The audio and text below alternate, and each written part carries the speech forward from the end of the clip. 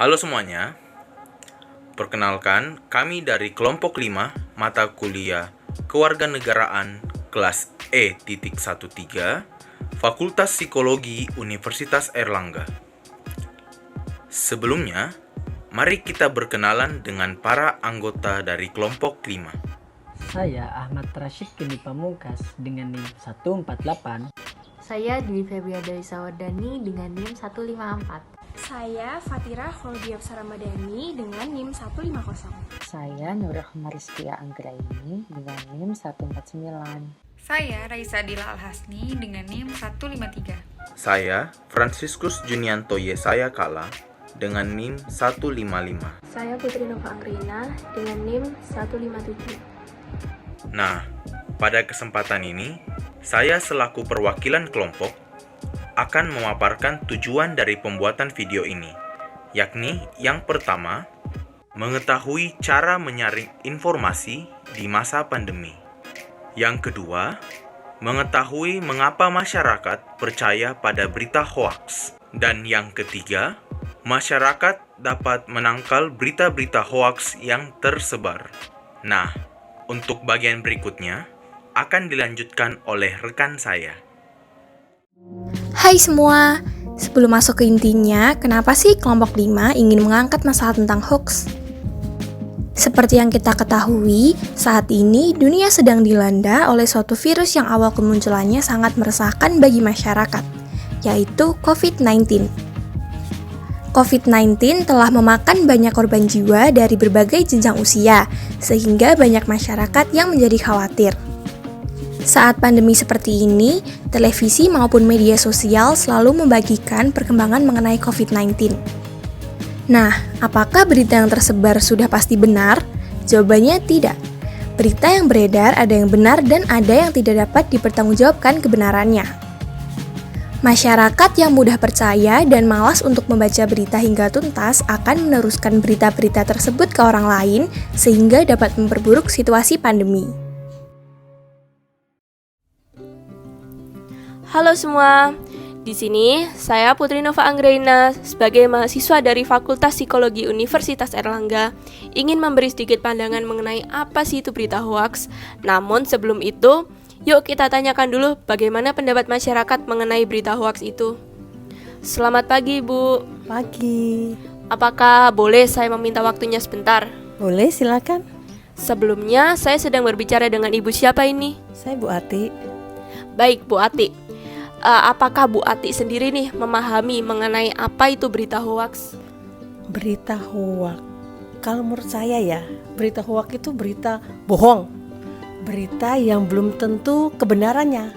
Palsu atau apa hoaks. Jadi hanya masih simpang siur. Itu yang menurut saya seperti itu, hoaks. Jadi kalau Bu Ati sendiri nih, apakah Bu Ati sering termakan dengan adanya berita hoaks? Termakan. Iya, sering deh. Sering saya termakan dalam arti gini.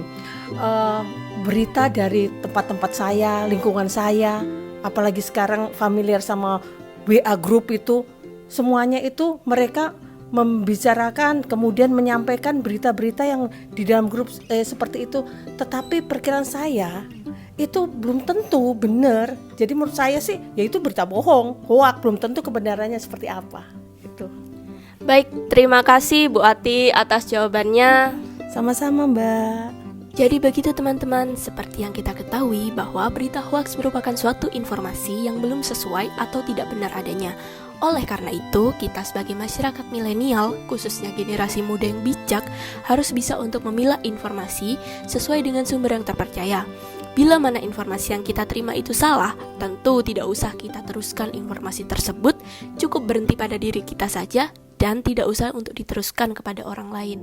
Nah, sekarang muncullah pertanyaan, mengapa sih masyarakat Indonesia masih banyak yang termakan hoax? Dari data-data yang disebutkan sebelumnya, masih banyak masyarakat Indonesia yang masih menyebarkan dan termakan isu hoax. Hal ini dapat terjadi karena masih kurangnya anggapan mengenai pentingnya budaya literasi yang baik. Selain itu, masih banyak alasan mengapa masyarakat dengan mudahnya mempercayai hoax. Terdapat 4 alasan mengapa orang masih percaya dengan hoax. Yang pertama, informasi sesuai dengan opini dan sikapnya.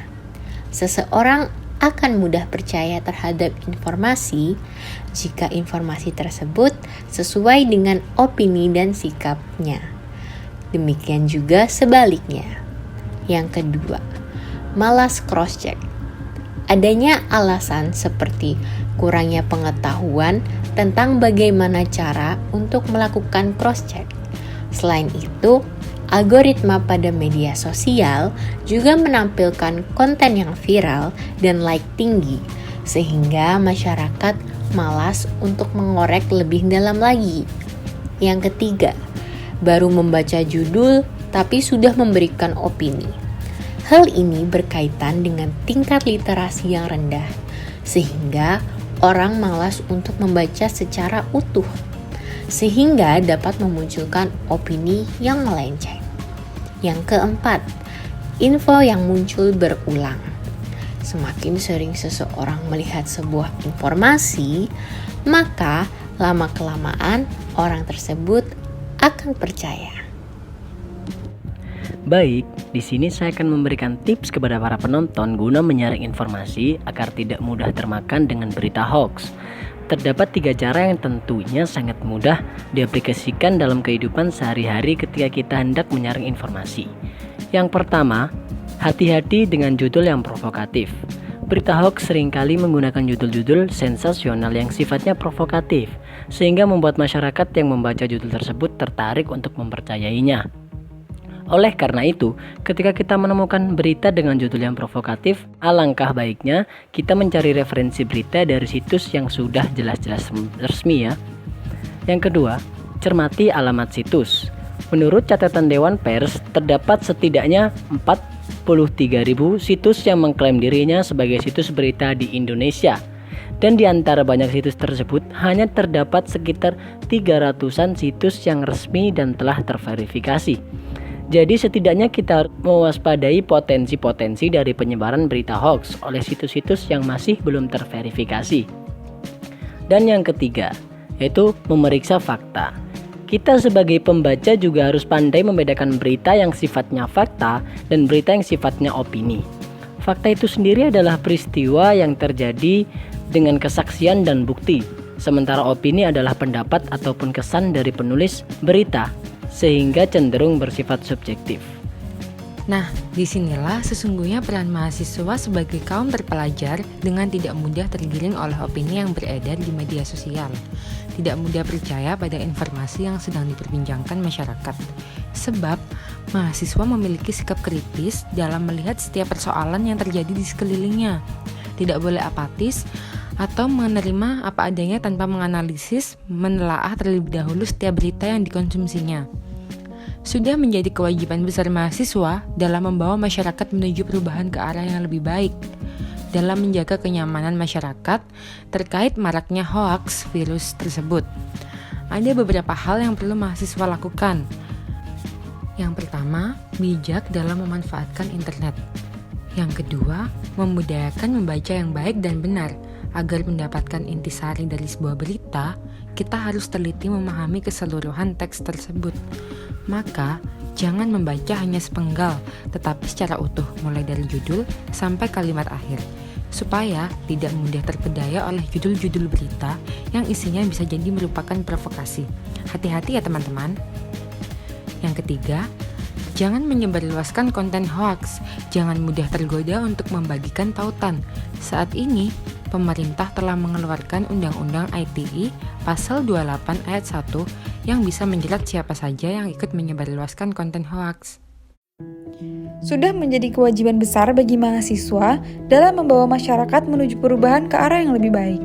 Bahaya betul jika seorang mahasiswa malah ikut-ikutan dalam menyebarluaskan sebuah hoaks.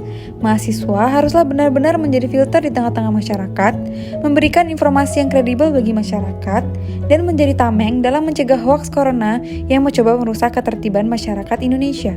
Dengan begitu, kemungkinan orang-orang di sekitar kita yang terpapar hoaks akan lebih sedikit. Janganlah menjadi seseorang yang apatis atau menerima apa adanya tanpa menganalisis. Ayo teman-teman, jadilah seorang mahasiswa yang merupakan kaum terpelajar dengan tidak mudah tergiring oleh opini yang beredar di media sosial, tidak mudah percaya pada informasi yang sedang diperbincangkan masyarakat, dan jadilah mahasiswa yang memiliki sikap kritis tanpa melihat setiap persoalan yang terjadi di sekelilingnya demi membantu mewujudkan negara Indonesia yang lebih baik lagi. Sekian pemaparan video kami. Kiranya pemaparan materi kami dapat memberikan dampak yang signifikan dalam mencegah penyebaran informasi hoax. Hendaknya kita semua juga mampu untuk menganalisis informasi yang beredar demi mewujud nyatakan negara Indonesia yang lebih baik lagi. Apabila ada tutur kata kami yang kurang berkenan, mohon dimaafkan. Sekian pemaparan materi kami. Terima kasih dan sampai jumpa.